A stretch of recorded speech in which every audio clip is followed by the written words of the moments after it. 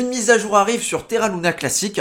Oui, la version qui s'est fait déboîter avec une courbe verticale, mais dans le mauvais sens.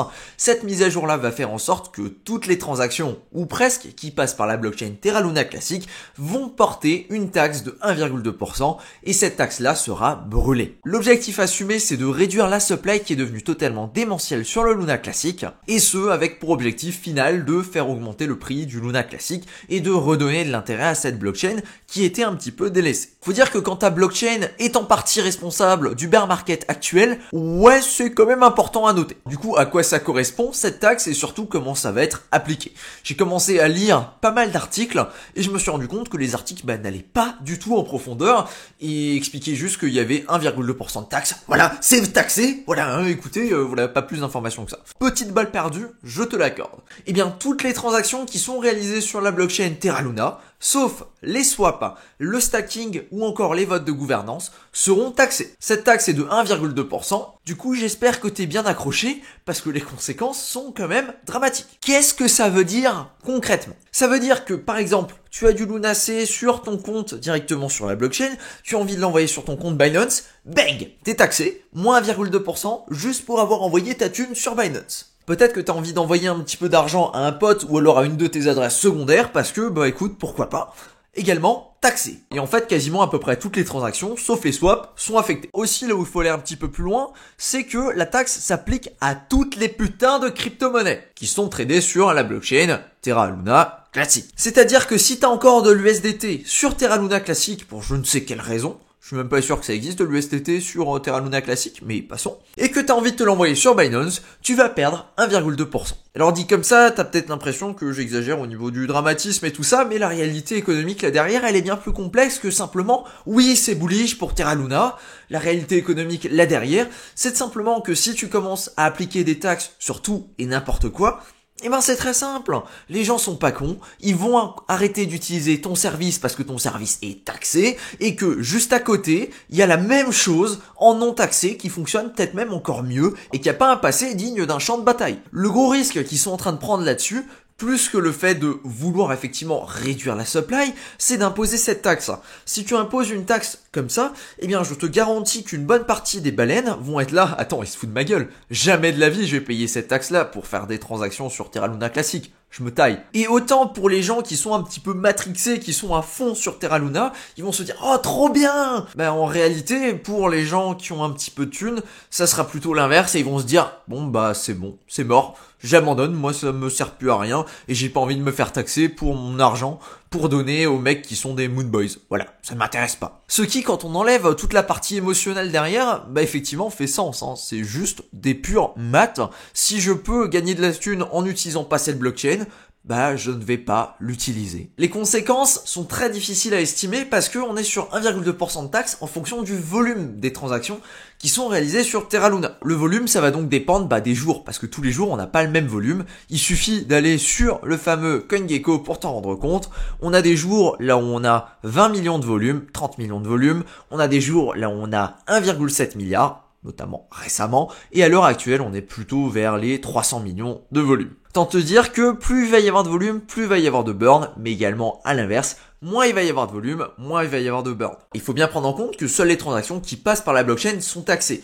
C'est-à-dire que la majorité des exchanges sont quand même réalisés sur Binance, et sur Binance, si tu veux faire un swap Binance, bah la majorité du temps tu ne passes pas par la blockchain, du coup tu ne peux pas être taxé là-dessus. Non, sur tout le volume là, tout le volume ne va pas être taxé. Malheureusement, je ne sais pas où je pourrais trouver ce genre de stats, du coup je peux pas te dire exactement qu'est-ce que ça représente en termes de pourcentage. Aussi, avant de tourner la vidéo, je voulais m'amuser à comparer ça au burn sur Ethereum. Parce qu'Ethereum burn environ 25% des frais de gaz qui sont dépensés et c'est brûlé tout simplement. Mais en réalité, c'est pas comparable parce que là, on a un burn qui se fait sur le volume alors que sur Ethereum, on a un burn qui se fait sur le gaz dépensé. Autre chose, et ça je voulais bien le mettre en avant, c'est pour tous les bonhommes qui sont déjà là en train de te dire Luna, ça va aller toucher les 1 putain de dollars. Croyez-moi, faites-moi confiance. Fouh! On va retourner en sixième et on va comprendre quelque chose d'assez basique, on appelle ça une multiplication. D'ailleurs, il me semble que ça existe avant la sixième. Le market cap d'une crypto-monnaie, c'est très simple et ça rend la chose totalement impossible. Le market cap d'une crypto-monnaie, c'est égal à la quantité de cette crypto-monnaie en circulation, la circulating supply, qui dans le cas de figure là est considérée comme la total supply à peu de choses près, multiplié par le prix d'une crypto-monnaie. C'est ça qui permet de calculer le market cap. Grâce à ce market cap, on peut comparer les crypto-monnaies entre elles parce qu'on a un point de référence qui n'est pas lié au prix d'une crypto-monnaie, mais qui est bien lié au prix et à la quantité. On l'a vu dans une vidéo précédente, le prix d'une crypto-monnaie ne veut absolument rien dire. En fait, il dépend de la supply et du coup, c'est le market cap qui est important. Le Luna a un market cap d'environ 1,8 milliard si on prend en compte le chiffre de 6,9 trillions en circulation, ce qui est le chiffre qui est donné par CoinGecko. Le chiffre réel est un petit peu plus petit que ça, mais on va partir là-dessus parce qu'en réalité, ça ne doit pas faire tant de différence que ça. Et surtout parce que j'ai pas l'information du chiffre réel. Du coup, on va venir le comparer à quelque chose de gros. On va venir le comparer au Bitcoin. Oh mince! Oh mince! Si Lunasea était le Bitcoin, du coup avait la même market cap que le Bitcoin, eh bien Lunasea n'aurait que une valeur de 0,05.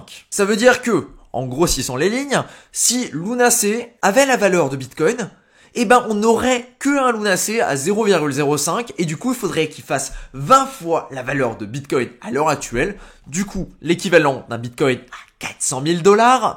Je répète, histoire qu'on soit bien sûr de l'absurdité, un Bitcoin à 400 000 $ pour que le Lunasea ait une valeur de 1 $.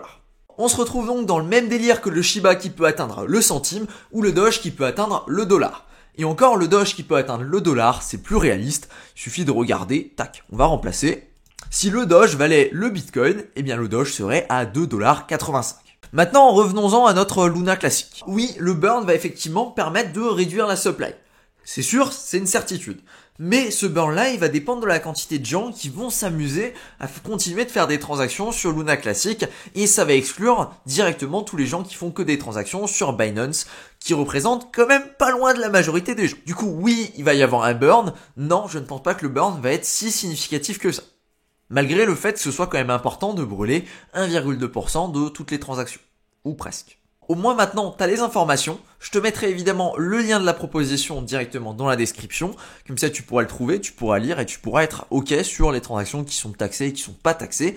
Et en plus de ça, moi je suis content parce que ça me permet de faire une vidéo à chaque fois sur ces tokens qui ont des valorisations, enfin pas des valos, mais qui ont des prix tellement petits que ça en devient difficile à calculer et que c'est extrêmement chiant.